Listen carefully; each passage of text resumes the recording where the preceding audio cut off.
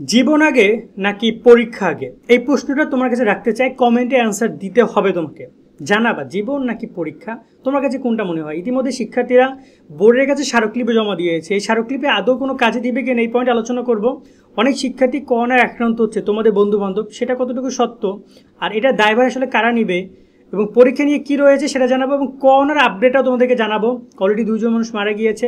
দেখো, আমি আবারও বলতে চাই, করোনা আমাদের দেশকে আমাদের অনেক কাছের মানুষজনকে করোনার কারণে আমরা হারিয়েছি। আমি খুব ভয় পাই করোনাকে, সিরিয়াসলি। হ্যাঁ, আমার এই চ্যানেলটা দাঁড়াইছে করোনার মধ্যে, সেক্ষেত্রে আমার জন্য আশীর্বাদ, কিন্তু আমি অনেক মানুষকে হারাতে দেখেছি। সেই জায়গায় প্রশ্নটা যে করেছি করোনার আগে না জীবন আগে, আমি অবশ্যই বলবো জীবন। এটা তো স্বাভাবিক, একটা নর্মাল অ্যান্সার, সবাই এমনটা অ্যান্সার দিতে পারো, হয়তো বা তোমরা দিয়েছো অলরেডি। কিন্তু অনেক যদি কিন্তু আছে, শিক্ষা মন্ত্রণালয় কী চাচ্ছে, পরীক্ষা নিবে কি নিবে না সেটা নিয়ে প্রশ্ন। বাট অ্যান্সারটা ফার্স্ট আমি বলে দিই, এখন পর্যন্ত ডিসিশন অনুযায়ী পরীক্ষা তারা নিবে। তবে যদি কিন্তু কিছু অবশ্যই আছে। গতকালকে আমরা বলেছিলাম একটা বৈঠক আয়োজন করবে শিক্ষা মন্ত্রণালয়, যেখানে শিক্ষা বোর্ডের চেয়ারম্যানগণ থাকবে, এবং এই যে স্মারকলিপিটা জমা দিয়েছে শিক্ষার্থীরা, এটা অনেক বড় হেল্প করতে পারে তোমাদেরকে। সে পয়েন্টটা আমি ক্লিয়ার করব। তার আগে করোনা নিয়ে কথা বলি। করোনার কারণে কিন্তু জাতীয় বিশ্ববিদ্যালয় তাদের সাক্ষাৎকার কমিয়েছে, তাদের কার্যক্রম অনেক সংক্ষিপ্ত করেছে। আজকে অলরেডি একজন মানুষ মারা গিয়েছে, দেখতে পাচ্ছ 5টা 1 মিনিটের পোস্ট করা হয়েছে জাগো নিউজে, যেখানে যশোর একজনের মৃত্যু, গতকালকে 2জনের মৃত্যু হয়েছে। করোনা চোখ রাঙাচ্ছে, হিউজ পরিমাণে আর্টিকেল পাবলিশড হচ্ছে, নিউজ পাবলিশড হচ্ছে। আসলে কিন্তু তারপরে খুব বেশি ফোকাস হচ্ছে না, কেন জানো? কারণ বর্তমানে বৈশ্বিক যে যুদ্ধটা হচ্ছে, সব ফোকাস ওইদিকে। আমি দিনে মধ্যে 50টা ভিডিও দেখি ইরান ইসরায়েলের যুদ্ধ নিয়ে, এবং দোয়া করি ইসরায়েলের ধ্বংস করে দিক, কিন্তু বাস্তবিক অর্থে পুরো বিষয়টা ভিন্ন। এবং আমরা বলা যায় যে আমি খুব ইন্টারেস্টেড ওই ব্যাপারটা দেখতে, সারাদিন একটা টেনশন কাজ করে, কি হলো না হইলো। ঘুম থেকে ওইটা আগে ইরান আর ইসরায়েলের আপডেট দেখি, তুমি জানো এতটা পরিমাণে চিন্তিত ওই বিষয়গুলো নিয়ে। সব মিলে যদি কথা বলি, সবাই ওদিকে সবচেয়ে বেশি ফোকাস দিয়ে রেখেছে, তোমাদের দিকে ফোকাস কেউ দিচ্ছে না। এই যে করোনার যে কারণে এত কিছু হচ্ছে, তারা এই বিষয়টা খেয়াল নাই।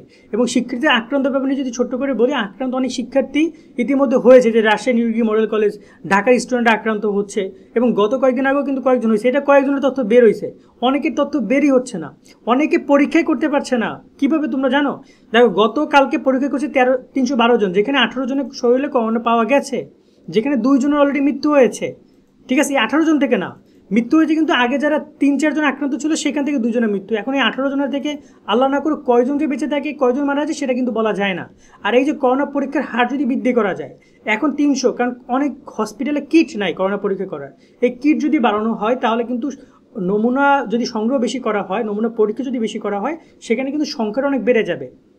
কেন এই নমুনাটা তোমার বাড়াচ্ছে না, কেন কিট সরবরাহ করছে না, সেটা আসলে স্বাস্থ্য অধিদপ্তর ভালো জানে, তারা ভালো বলতে পারবে। বাট এটাও কিন্তু একটা বড় একটা কারণ, যার কারণে করোনা কিন্তু আমাদের অনেকে দেখবে যে লক্ষণ আছে, কিন্তু সে পরীক্ষা করাতে পারছে না, বা তারও তো খেয়াল নাই যে তার করোনা হইতে পারে, বা সে পরীক্ষা করাতে পারছে না, তার হসপিটালে যাচ্ছে, সেখানে পর্যাপ্ত সহায়তা পাচ্ছে না, সে পরীক্ষা করাচ্ছে না। তো এই হচ্ছে বিষয়গুলো। এবার একটু কথা বলি যে তোমাদের এই যে স্মারকলিপি জমা দিয়ে, সেই প্রসঙ্গটা নিয়ে শিক্ষার্থীরা আজকে দেখতে পাচ্ছি আমরা, ওরা স্মারকলিপি জমা দিয়েছে ঢাকা শিক্ষা বোর্ডের কাছে। ঢাকা শিক্ষা বোর্ড হচ্ছে ক্যাপ্টেন, সবগুলো বোর্ডের ক্যাপ্টেন হচ্ছে ঢাকা শিক্ষা বোর্ড। ঢাকা শিক্ষা বোর্ড যে সকল ডিসিশনগুলো নেয়, সেই ডিসিশনগুলো খুব ইম্পর্টেন্ট। এবং মনে রাখবা যে ঢাকা শিক্ষা বোর্ডের চেয়ারম্যান হচ্ছে আন্তঃশিক্ষা সমন্বয় বোর্ডের সভাপতি। মানে ঢাকা প্রত্যেকটা বোর্ড বাদেও এই বোর্ডের একটা কমিটি আছে, সেই কমিটির চেয়ারম্যান হচ্ছে ঢাকা বোর্ডের চেয়ারম্যান। ওকে, এটার নিয়ম। এর আগে যিনি ছিলেন নেয়াল স্যার, তিনিও ছিলেন, যারা ছিলেন সবাই এরকমেরই ছিলেন। ওকে, তো এবারে সেই যে তপন কুমার স্যার ছিলেন, সবাই ঢাকা বোর্ডের চেয়ারম্যান ছিলেন, এবং আন্তঃশিক্ষা সমন্বয় বোর্ডের সভাপতিও ছিলেন। তো তার সিদ্ধান্তগুলো অনেক ইম্পর্টেন্ট। শিক্ষার্থীরা স্মারকলিপি জমা দিয়েছে, এই স্মারকলিপিটা খুব সবচেয়ে বেশি হেল্প করতে পারে, কেন জানো? দেখো, প্রত্যেকটা বোর্ড শিক্ষার্থীরা বোর্ডের কাছে গিয়ে স্মারকলিপি জমা দিয়েছে, লিখিতভাবে তারা কী চায় জানিয়েছে।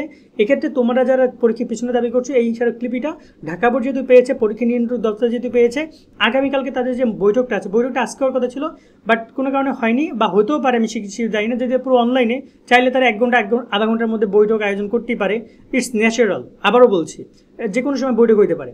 সো শিক্ষা সচিবগণ বা উপদেষ্টার সাথে এই বৈঠকের পরে তারা পরীক্ষা নিয়ে অনেক আলোচনা করবে, পরীক্ষা কেন্দ্রগুলোকে নির্দেশনা দিবে, তার সাথে পরীক্ষার যে তোমার যে এই যে মানে এক প্রকার যদি বলি যে পিছাবে কিনা বা পরীক্ষা হবে কিনা, সে বিষয় নিয়েও তার সিদ্ধান্ত দিবে। বাট নর্মালি গেস করতেছি পরীক্ষা হবে, পরীক্ষা শিক্ষা মন্ত্রণালয় নিবে।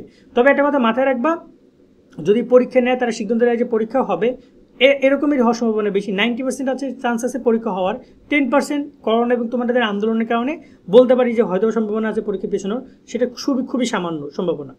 যদি পরীক্ষা হয় সেক্ষেত্রে তোমাদেরকে পরীক্ষা দিতে হবে বা তারাও তাদের মতো করে পরীক্ষা নিয়ে নেবে।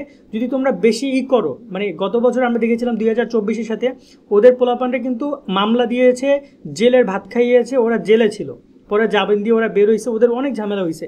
তো তোমাদের বিরুদ্ধে যে এমনটা নিবে না তা কিন্তু না, হতেও পারে এমনটা। সেক্ষেত্রে আমরা আশা করি না যে শিক্ষা মন্ত্রণালয় কোনো পরীক্ষার্থীর গায়ে হাত দিবে বা এরকম কোনো ব্যবস্থা গত বছর যেটা করেছিল তাদের সাথে এরকম কোনো কিছু করবে।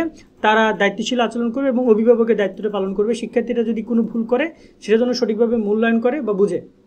আর সর্বশেষ তথ্য এটা যে স্মারকলিপি জমা দেওয়ার পরে মিটিংয়ে যে সিদ্ধান্তটা আসবে সেটা আমরা তোমাদেরকে জানানোর চেষ্টা করব। আমাদের সাথে কানেক্টেড থাকবা। আর যে সকল শিক্ষার্থীরা বর্তমানে আছো চেষ্টা করে একটু সচেতন থাকার জন্য, সবাইকে, তোমাকে না তোমার পরিবার সবাইকেই বললো করোনা থেকে একটু হলেও যেন সাবধানে থাকে এবং দোয়া শুভকামনা রইলো। আমার জন্য দোয়া করবা। সকলে অনেক অনেক ভালো থাকবা। আল্লাহ হাফেজ।